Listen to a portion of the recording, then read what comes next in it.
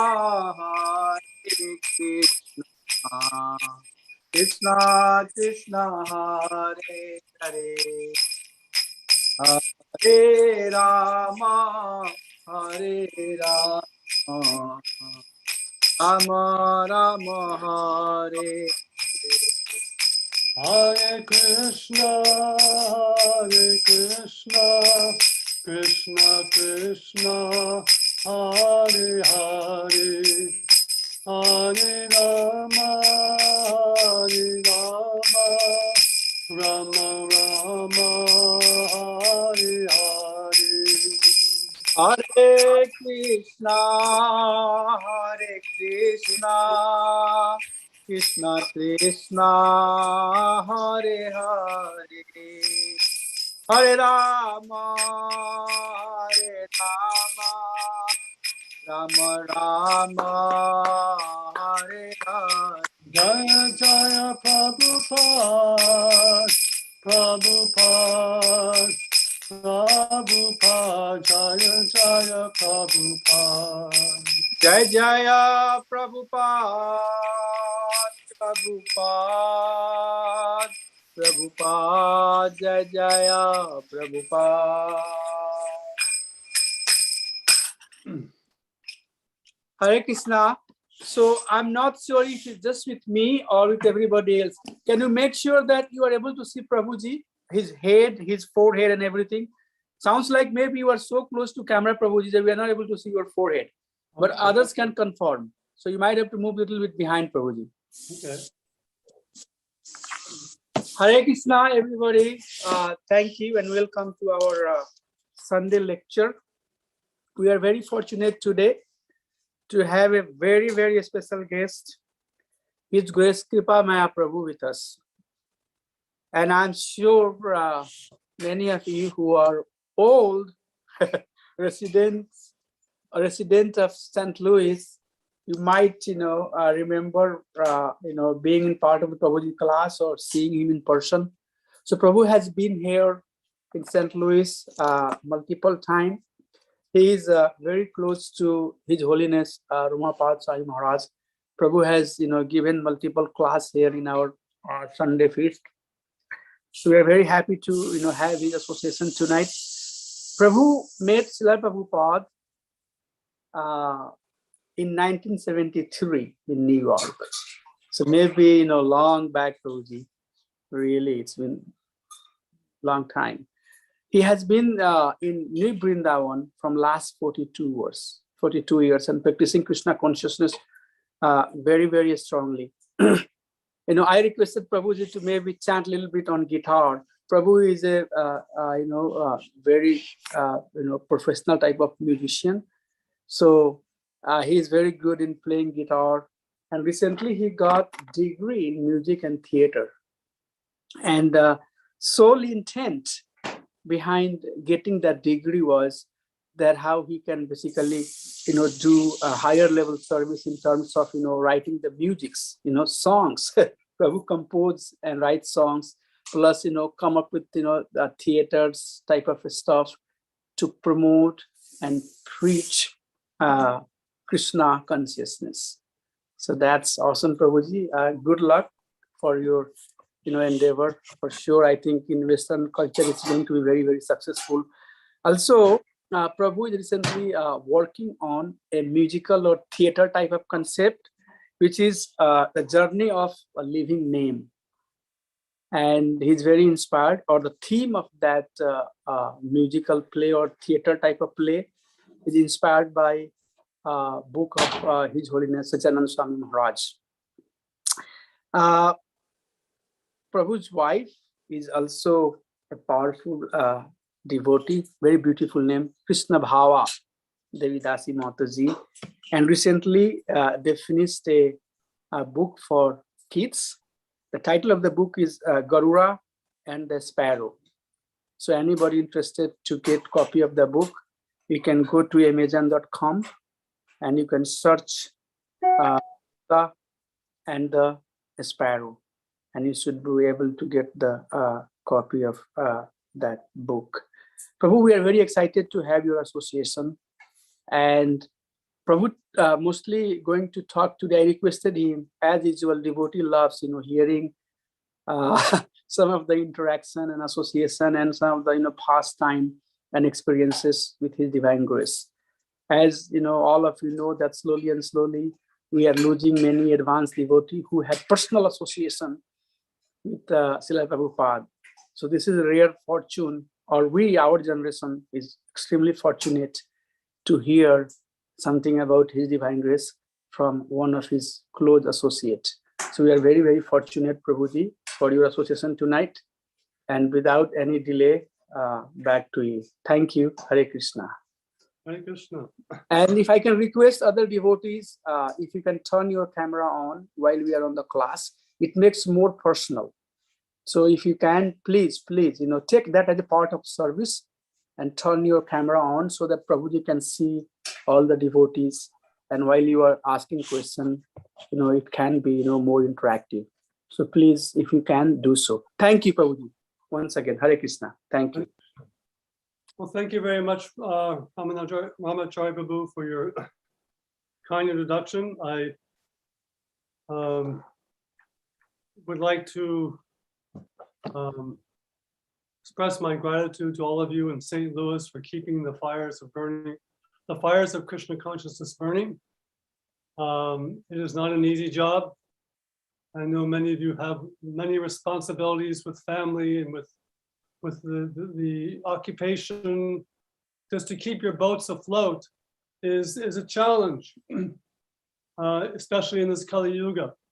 So the fact that you are endeavoring to maintain Krishna consciousness is a tremendous blessing.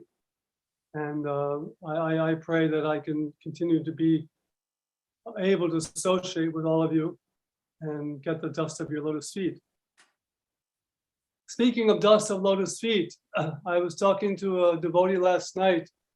We had the good fortune to have Kalakanta Prabhu here in Dallas. He's a wonderful, wonderful devotee.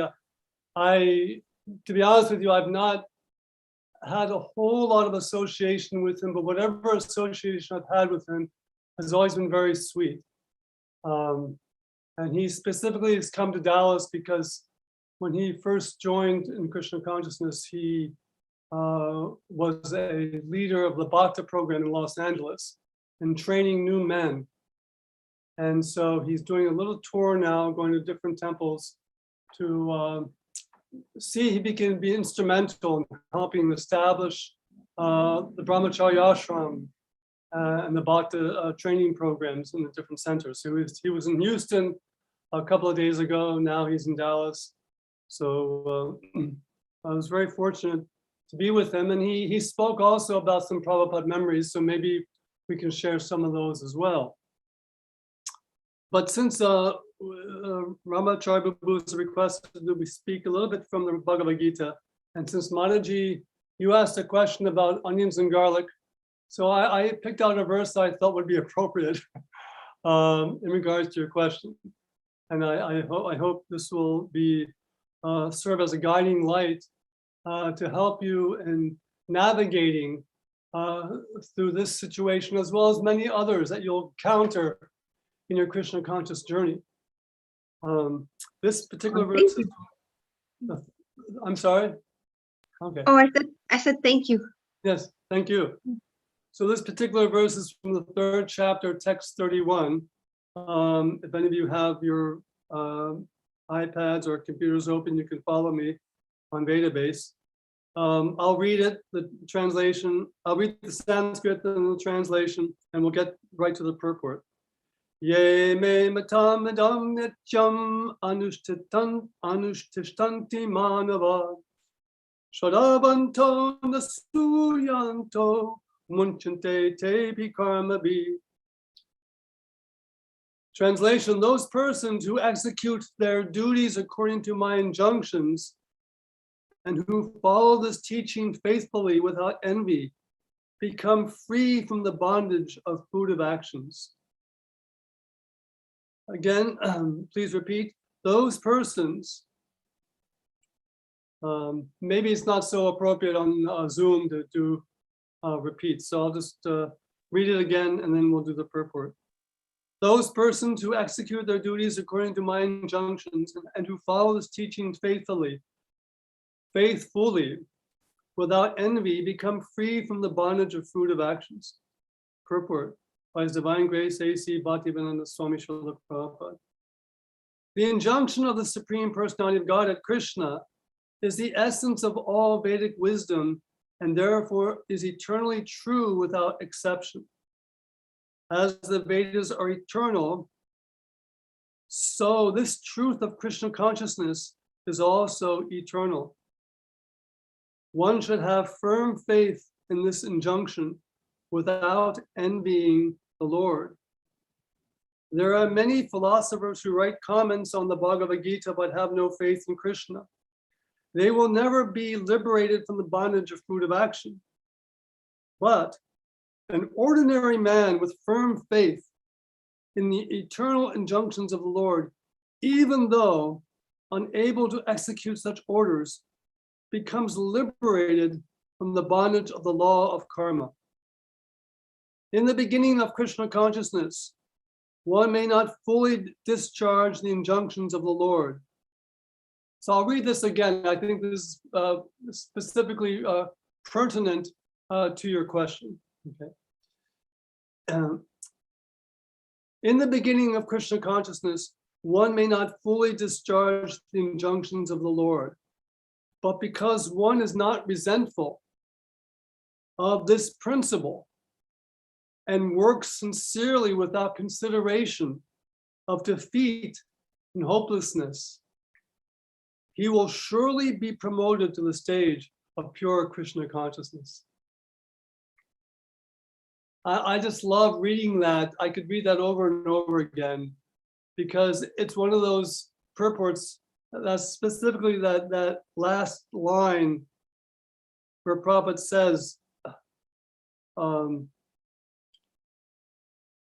in the beginning of Krishna consciousness, one may not fully discharge the injunctions of the Lord, but because one is not resentful of this principle and works sincerely without consideration of defeat and hopelessness, he will surely, Prabhupada is saying with emphasis, he will surely be promoted. So there has to be no doubt in our minds. As long as we are not resentful of the principles, and we don't become, we discard any feelings of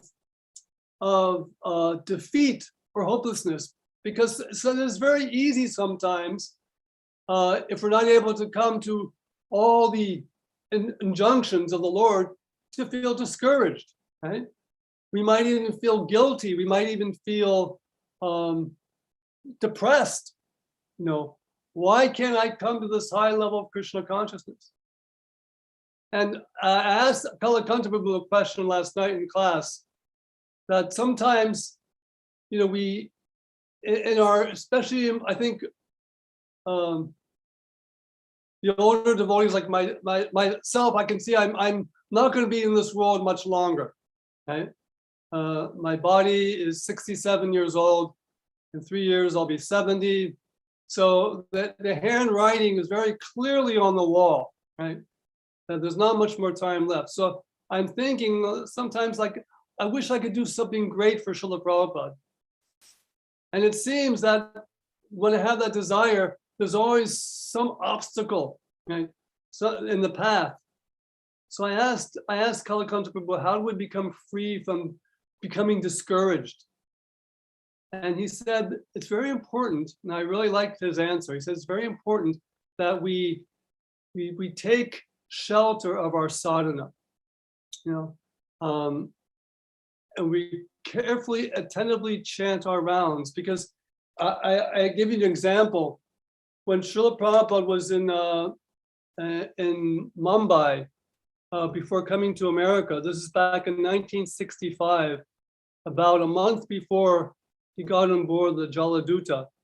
He was staying after Sumati Morarji gave him a ticket, okay, which is a whole drama, which is actually this drama I'm working on, the Journey of the Living Name, includes this section. So I've been very much absorbing my mind in Srila Prabhupada's Leela of leaving India for the United States. During that time, he'd gotten the ticket. She finally agreed to give him a ticket. And then what happened is he had to get a P form, and he had to get this, and the P form first she wouldn't sign the P form for some reason. And actually, Mr. Chokshi, he was one of the Sindhish company executives. He's actually her secretary. He said that sometimes Prabhupada would become angry with them. Why isn't she signed it yet? And because Prabhupada's anger was not material. He was just so, even Srila Prabhupada admitted at one point that I waited so long to come to America. Why it took so long? So he was feeling also that he wanted to execute this instruction of his Guru Dev. So he was feeling anxious. And after finally the P form got signed, it got sent to the chief bank officer of India, because it had to be signed by the State Bank of India to clear that he had no more debts in India, just to get out of the country. Here he was a sannyasi. He had no bank account, nothing. And they still wanted to check up on him. And they wouldn't sign the paper. The Bank of India said, sorry, Swamiji, you're being sponsored by a private man. You're not being sponsored by an institution. Therefore, we cannot give you the P form. But Prabhupada did not give up. He said, I want to speak to the top man.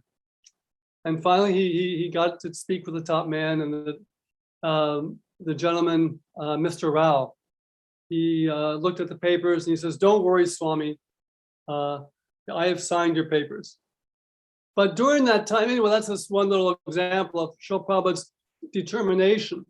But the one I wanted to really share with you in this regard is how every day, you understand that here's Srila Prabhupada, he's just about to turn 70 years old, okay? He is getting ready to go he's never been outside of India, okay? He has to go to a country where it's very cold, he has no health insurance. We think now these days, if we go somewhere, what happens if I get sick, right? So he had to raise some funds. So Mrs. Nagarajan, Srila Prabhupada was staying in a room in the Scindia steamship colony. And by the way, Scindia steamship company was the, if not the biggest steamship company in India. And Sumati Morarji was an amazing woman. When she became board of director, I think at the age of 18 or 19, it was a very young age. There was only 2 ships in the fleet. And by the time, she met Srila Prabhupada, a month before she met Srila Prabhupada, she was elected as the president of the Steamship Association of India. The first woman in history to do this. And so she was highly respected and extremely wealthy. And she had built the fleet up to 43 ships. So here Srila Prabhupada is in her colony, and Mrs. Nagarajan was saying that Srila Prabhupada, he would go out every day to try to find sponsors. Not just for him, he wasn't just thinking of himself, he was trying to get sponsors for his books, okay? And he would come back empty-handed every day, she said. And he would come, he would sit down, and for 10 minutes, she said he would look very dejected, very depressed.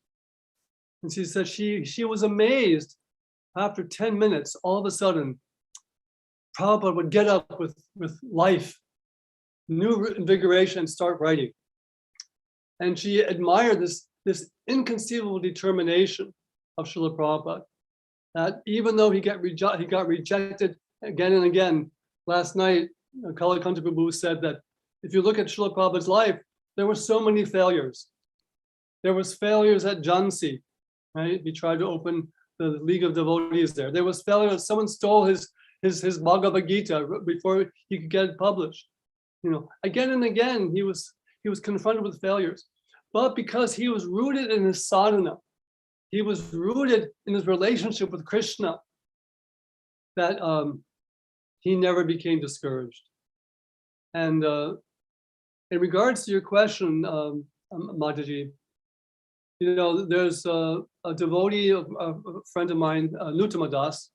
He's a ISKCON GBC, and he one time told me that spiritual life is kind of like physical therapy.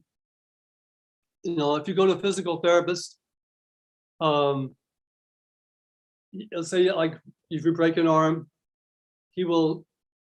There's 3 levels. There's your comfort zone, there's your stretch zone, and there's your panic zone.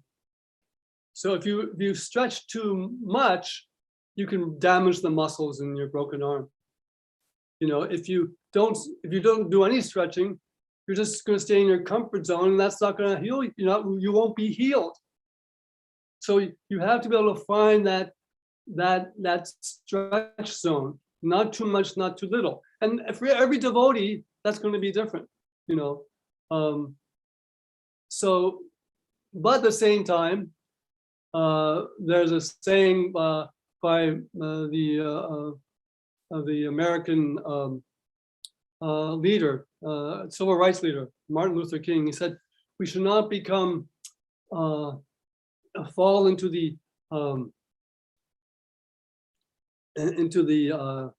tranquilizing drug of gradualism. So in other words, there has to be, as Kalakanta Bubu said last night, we should become content with our journey in Krishna consciousness, but not complacent. So I think this verse from this 31st verse of the 3rd chapter really addresses that topic of the different rules and regulations that we are expected to follow in Krishna consciousness. And Prabhupada always would emphasize again and again, just keep on chanting. Because if we keep on chanting the holy name of Krishna, this chanting will give us the spiritual strength to gradually integrate all the principles of Krishna consciousness into our life. I don't know, would anyone else on the call like to comment or perhaps share some realization or ask some questions in this regard?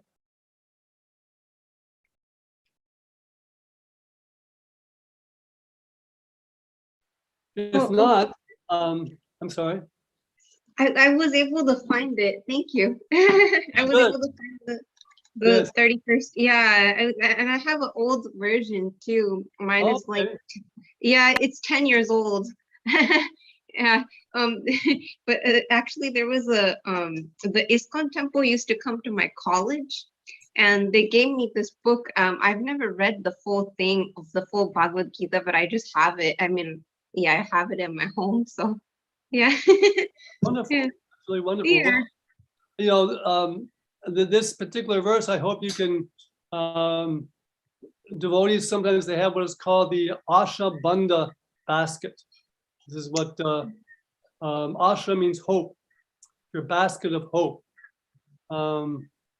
What's the Maharaja's name? He's from the Netherlands. His name slips me right now. Beautiful. Kadambakana Maharaj, yes. He says that we need to keep with ourselves an Asha Bandha basket, a basket of hope, that we find things in Srila Prabhupada's writings, that we can put them in that basket. And whenever we feel discouraged, we can take them out and we can read them, and digest them, And I myself, I've had so many, experiences in Krishna consciousness where I feel I've come short, where I feel like I haven't come up to the high standard that Srila Prabhupada has expected of me. But regardless of that, we have to keep going. Just like in this little book my wife and I wrote, it's actually based upon a verse in the 6th chapter of the Bhagavad-Gita, where Krishna tells Arjuna that that one has to have undeviating determination in the faith. And this is the price a devotee pays in order to attain Krishna consciousness. I would like to share with you a few memories, if I could, of when I was with Srila Prabhupada in New York in 1973, which I also think has some relevance to our discussion here about following the principles of Krishna consciousness. And I must admit, I don't have a whole lot of memories of this divine grace, but whatever little memories I have, they're very precious to me, and I cherish those. Just like I cherish so many wonderful memories I have with my god brothers and god sisters. But this is particularly special because I was, at the time, I was only 19 years old, and Srila Prabhupada came to New York. It was the first time, I had an opportunity to see him face to face. And when he arrived at the JFK airport, I remember that the devotees had cooked trays of cookies to give out to the passengers in the airport. And because they knew that Srila Prabhupada was very pleased to see prasadam distributed. So they thought that this would be a nice offering to show Srila Prabhupada how they're distributing prasadam. Well, what happened is they unfortunately did not have a permit to do so. So the airport authorities forbade them to do that, to distribute the prasad. So they took the cookies to Srila Prabhupada and they asked Srila Prabhupada, what should we do with the cookies? And Srila Prabhupada said, give the cookies to the new men. So I was one of the new men, and they put the cookies in front of us, and there was a few other brahmacharis next to me, and they took one or two cookies. But being addicted to prasadam as I was, I began to eat 1, 2, 3, 4.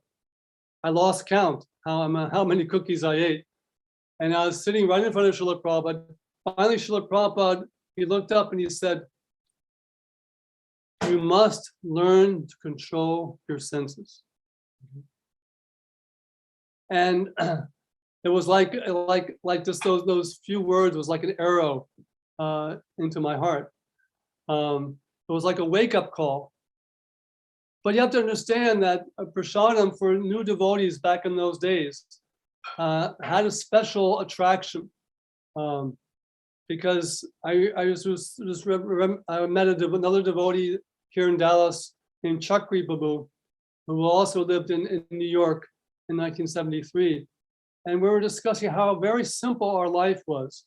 All we had as brahmacharis was a locker that was maybe 4 feet high and about 6 feet, 12 feet, 1 foot wide. All our possessions that we had in our life was in that locker. And at night we slept on this floor with about 30 other young men, on a blanket. We had, no beds, none of the comforts that we have as older devotees. But the only gratification that we had was prasadam. And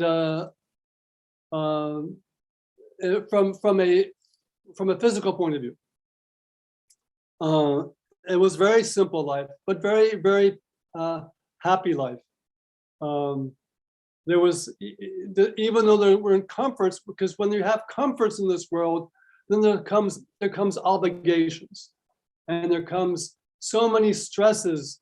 Just like today, I've been very lazy whenever it comes to fixing anything in the house, and my wife has always been very tolerant of my laziness, but she very sweetly has to encourage me, please, we have to fix today. The toilet has been leaking now for the past month, and we're coming to St. Louis soon, another week. We have to get this fixed before we go.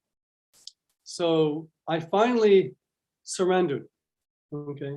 And at first I thought it would be terrible. But somehow or other, I had some faith that, because I'd spoken to some devotees, they fixed their toilets, it's not such a big thing. And it was the first time I did it. But what it was very simple, actually. It would have taken me 5 minutes by knowing. I just had to replace the seal around the canister valve that, because the valve was rotted away and it kept leaking. And it was amazing because as soon as I put the seal in the canister valve, flush valve, the water started to rise. And when the water began to rise, the float inside the toilet began to rise. And it was a very beautiful experience seeing how Krishna's energy works. And it reminded me how this one devotee, I'm sorry, not just one devotee, one great devotee, Sri Dayananda Maharaj once said that when the tide rises, all the boats rise. And that relates to what Kalakanta Prabhu was saying, that there's different types of devotional service. There's devotional service in the mode of passion, there's devotional service in the mode of ignorance, there's devotional service in the mode of goodness.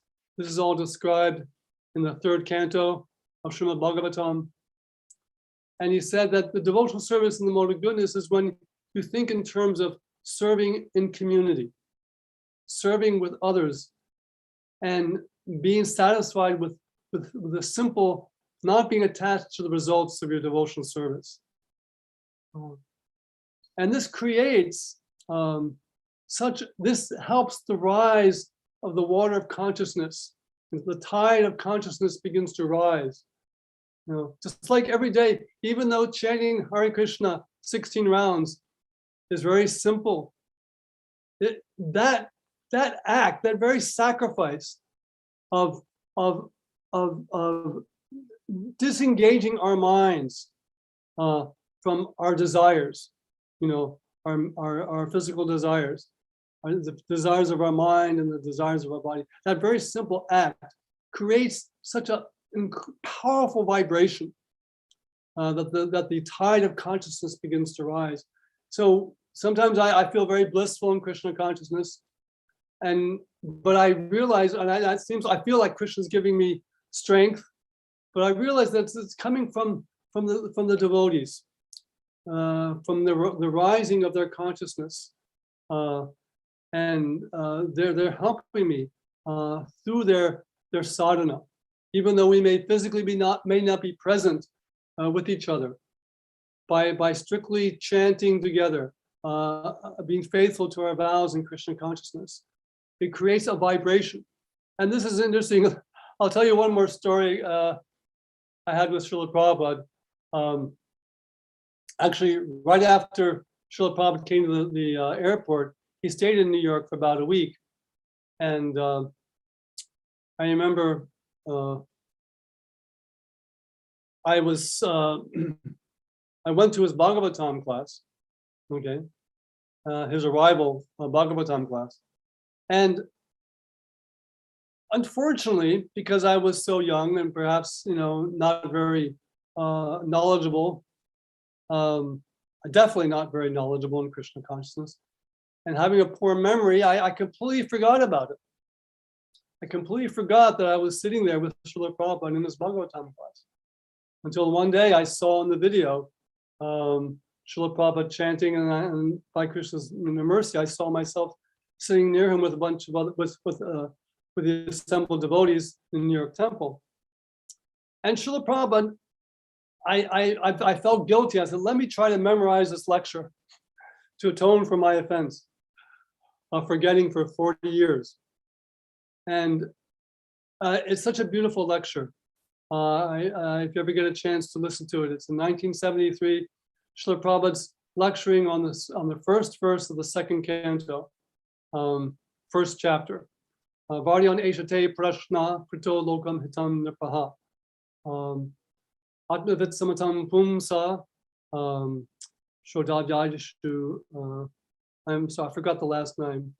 Shota Yadishu. There's one more line there.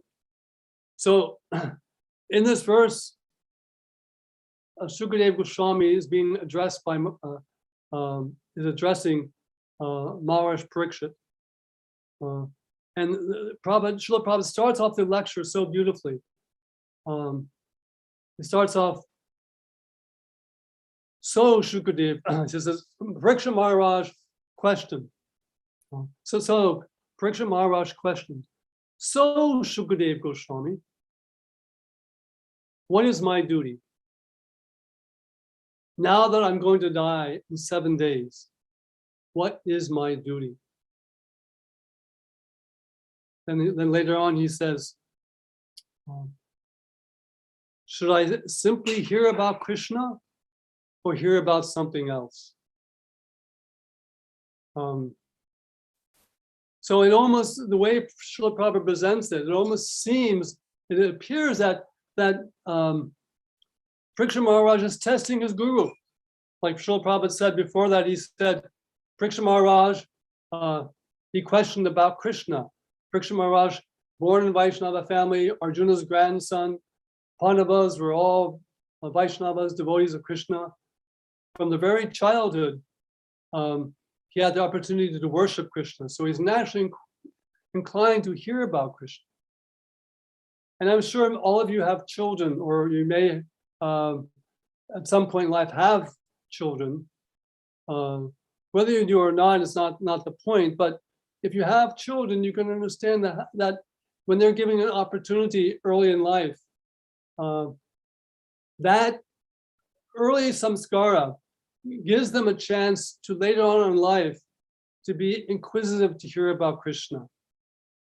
And just like Maharaj Parikshit received the benediction from his parents, from the Vaishnava, from the Pandava family, to worship Krishna at an early age, we can see how at the time of his death, that early experience in his childhood paid off, and he was inquisitive to hear about Krishna.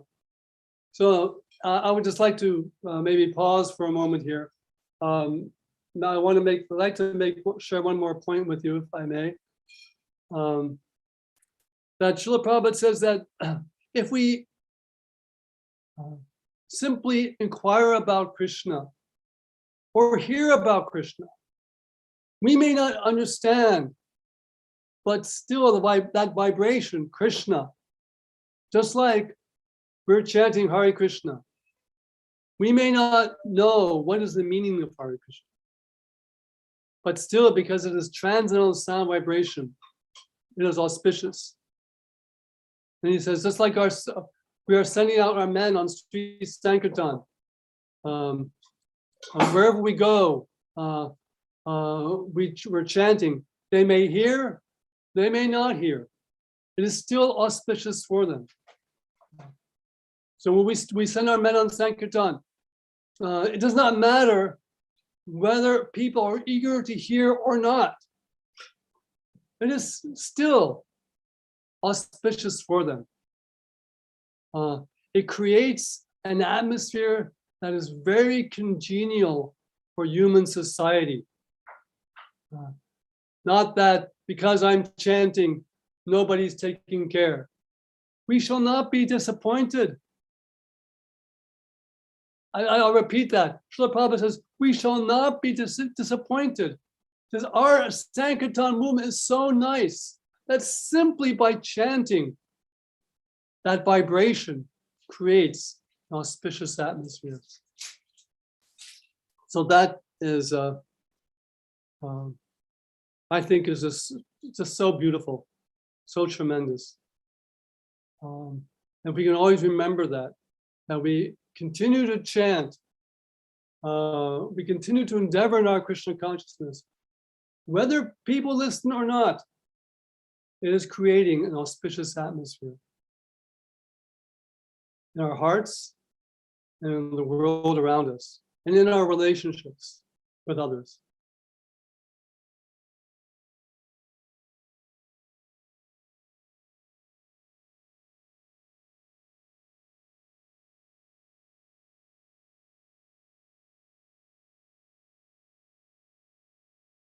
Then I remember after the Bhagavatam class, my duty in the New York temple was to take out the garbage. And at that time, I was not initiated. And my name was John. Mohammed Maharaj, he remembered me as Long John. He might have given me the name. I'm not quite, I like next time I see him, I wanted to find out if he gave me that name. I think he did, but I'm not 100% sure. So anyway, so after I took out the garbage, after the Bhagavatam class, Srila Prabhupada went up to his room, which was like on the second floor. Or I'm not sure if it was his room or his office. It was someplace where he was staying. And I was chanting very loudly, you know, Hare Krishna, Krishna Krishna, Hare Hare, Hare Rama, Rama Rama, Hare Hare. And then Srila Prabhupada, he came all of a sudden to the balcony and he looked down at me and he said, chant softly, Long John. And I froze. I literally froze. You know, I to this day, I wish at least I could have said, I'm sorry, Srila Prabhupada, please forgive me.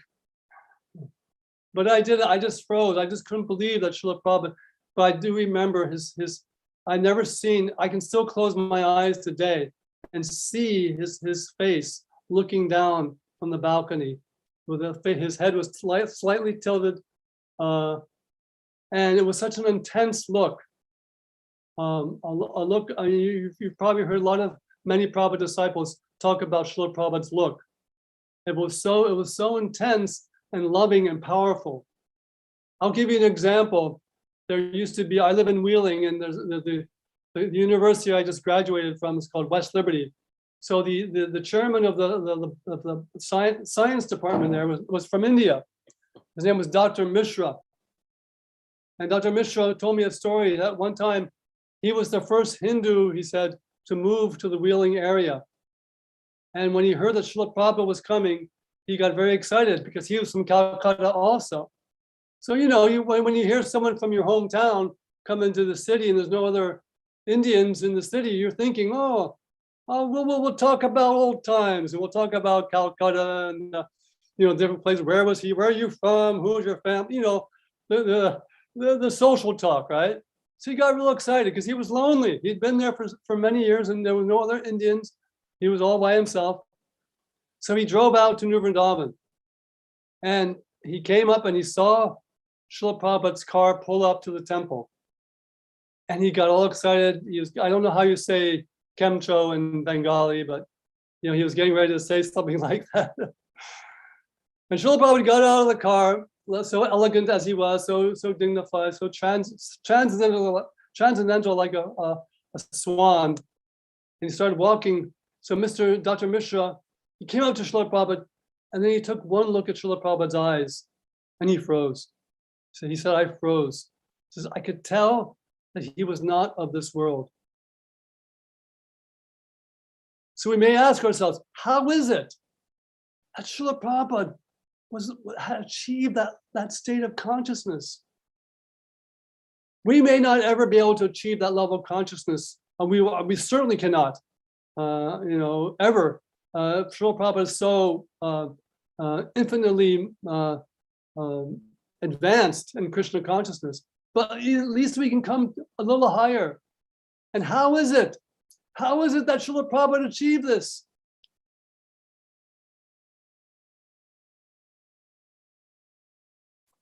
I asked everyone. There's no. I mean, I obviously have an answer, but I'm sure you all have an answer as well, and I'm sure they're all right in this regard, or at least near, you know, going towards the mark. Well, my realization of this, and this is a devotee in Columbus told me this. Prema Sindhu, you might know him. Prema Sindhu told me he read in it's actually in the Chaitanya Charitamrita, that as soon as you realize that Krishna and his name are non-different, you become a pure devotee. And this, to me, this is one of the most endearing qualities of Srila Prabhupada, is that he had complete faith in the holy name of Krishna.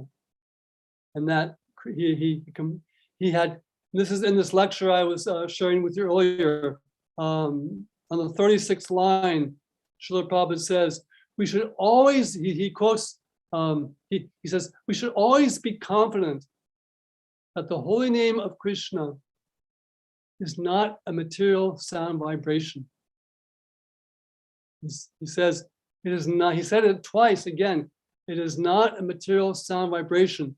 Then he quoted, Narottam Das Thakur says, Go lokera prema dana, harinam sankirtana. That this holy name is imported from the spiritual world. It is completely spiritual.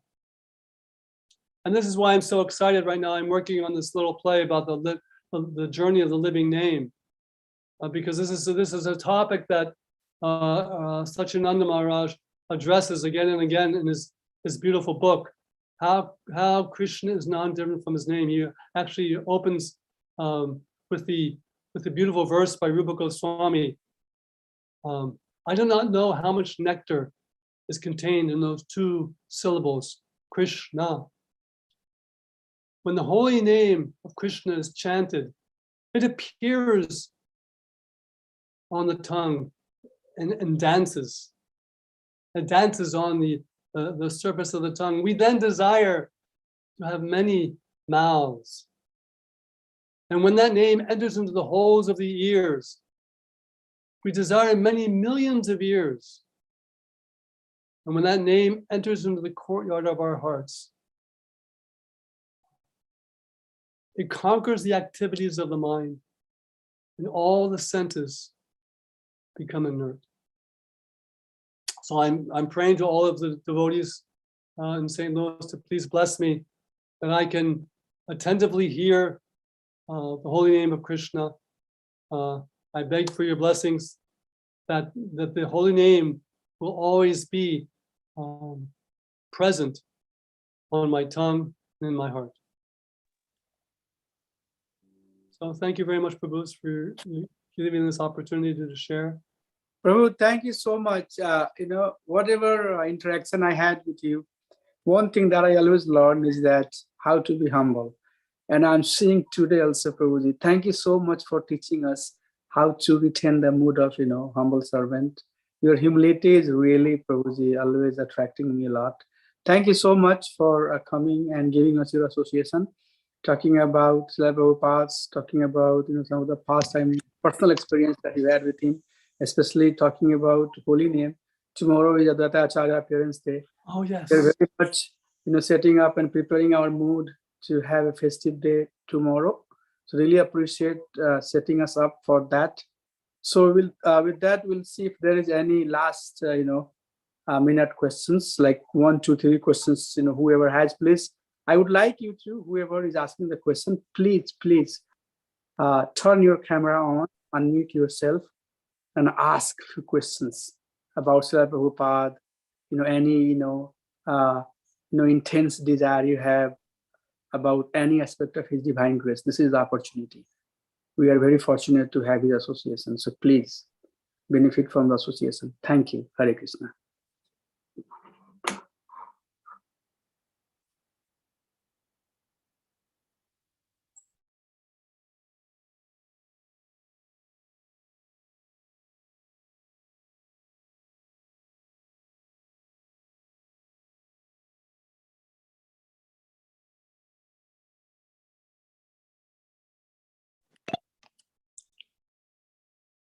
Hare Krishna, Prabhu. Hare Krishna.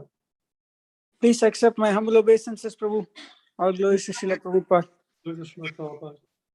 Prabhu, thank you very much for the wonderful class, Prabhu. The nice pastimes with Srila Prabhupada that you shared was very amazing, very sweet to hear, and very inspiring for us as a practicing devotee. And the lesson I learned from today's class, Prabhu, it's very, the first verse that you mentioned about the Bhagavad-Gita, and how we have to be, have the faith and continue despite not meeting the goals and, various obstacles in our path. Continue with faith. And, that's a message I'm taking to my heart. Please bless me so I can progress nicely in devotional service and serve Srila Prabhupada's mission. Thank you, Prabhu. I don't have any questions, Prabhu. Thank you. Thank you.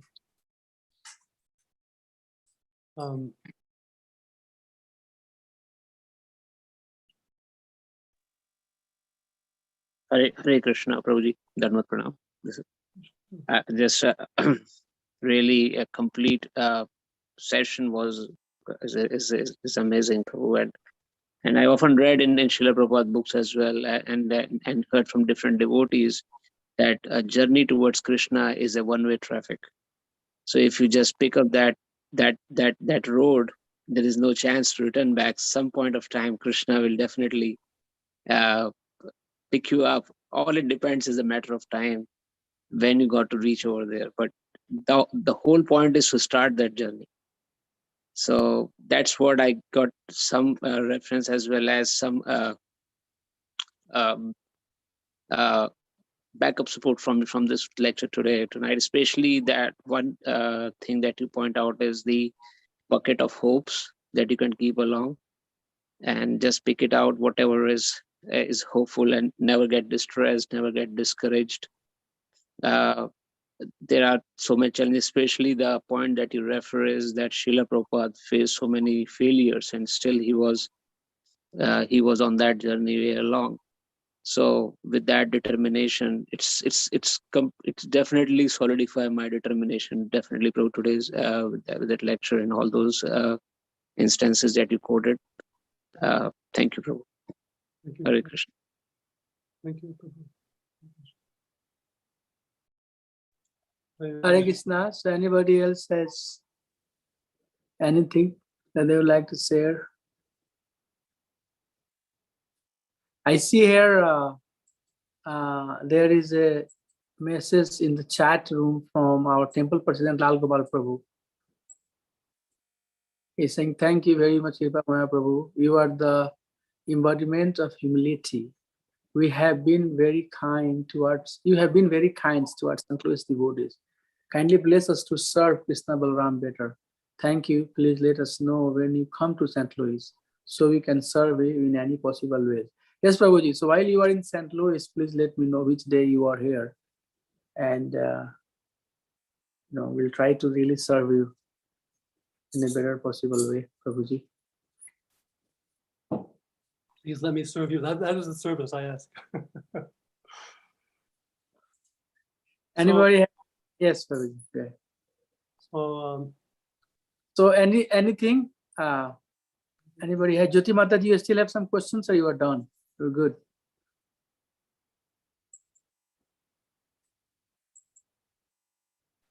Oh, hello. I am good. Namaskar, Hare Krishna. Yeah, I feel like you've been both of the Prabhus. Everyone has been so kind. So you've been able to answer my questions. So I'll just keep going. I'll keep hopeful. So. Well, I must confess that my wife has been I've been very blessed with a very Krishna conscious wife. And one thing, even Kalakanta Prabhu mentioned this last night in his lecture. He mentioned that his wife, every day, I forget her name, but every day he says she chants her rounds attentively without fail. So in the same way, I feel that my wife is also blesses me in every day by doing that faithfully. She's actually initiated before I was, so I'm very blessed, and I feel that the devotee women like yourself, you have so much to offer to this world. I'm grateful that you're taking to Krishna consciousness. Oh, well, thank you so much, Prabhuji. That's so kind of you.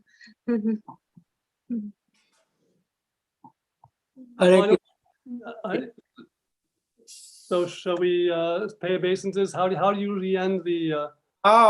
We hear some, Hare Krishna mantra on guitar if you have next to you. Oh, okay. It's funny when you said. I thought you said Gita. I didn't hear guitar, but I do have my guitar. Let's see. Yeah, Prabhu is a very famous musician in our society. So let us hear from him a little bit, like 5-minute Hare Krishna Mahamantra.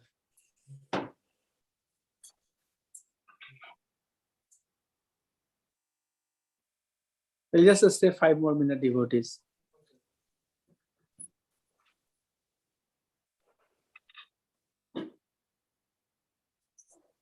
Sunday evening is always good time. Nothing to rush, right? Lot of time in our control.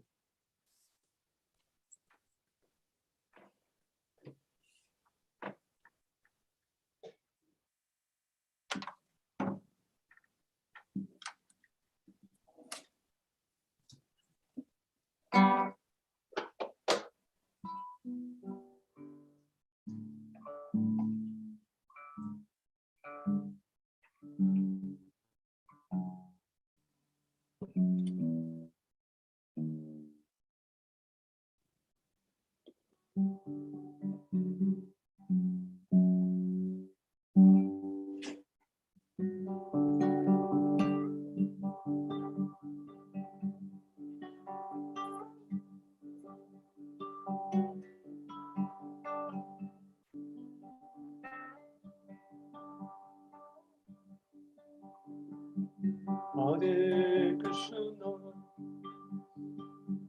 Hare Krishna, Krishna Krishna,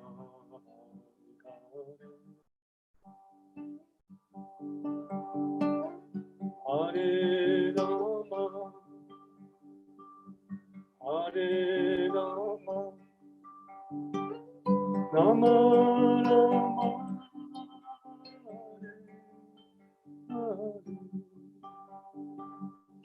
Hare Krishna, Hare Krishna, Krishna Krishna,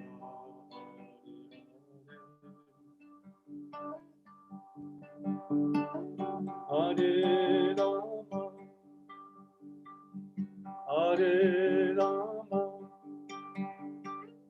Rama Rama,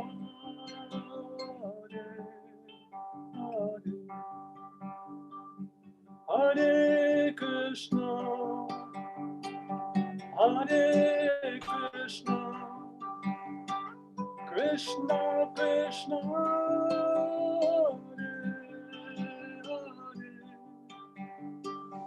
Hare Hare Rama, Hare Rama, Rama Rama,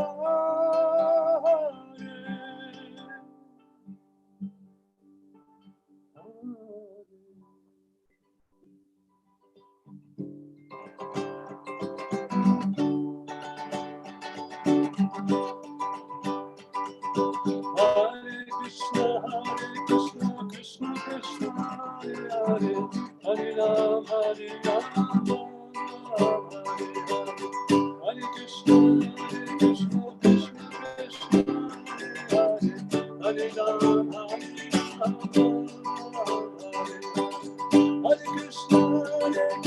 Krishna Krishna, Hare Hare, Hare Ram, Hare Krishna, Krishna Krishna, Hare Hare, Hare Ram, Hare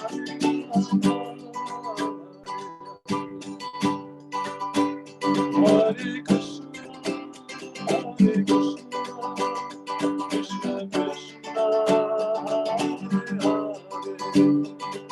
Krishna, Krishna Krishna, Hare Hare, Hare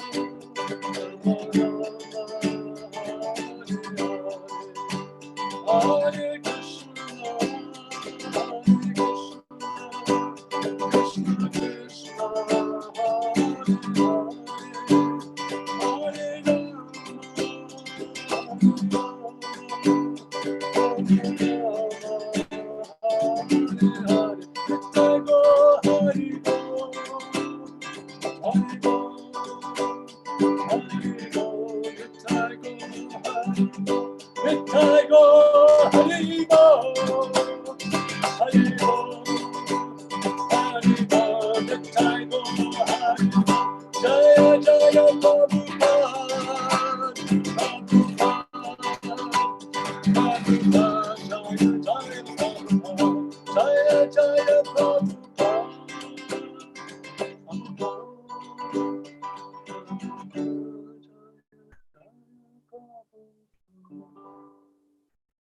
Haribol, thank you so much, Prabhu.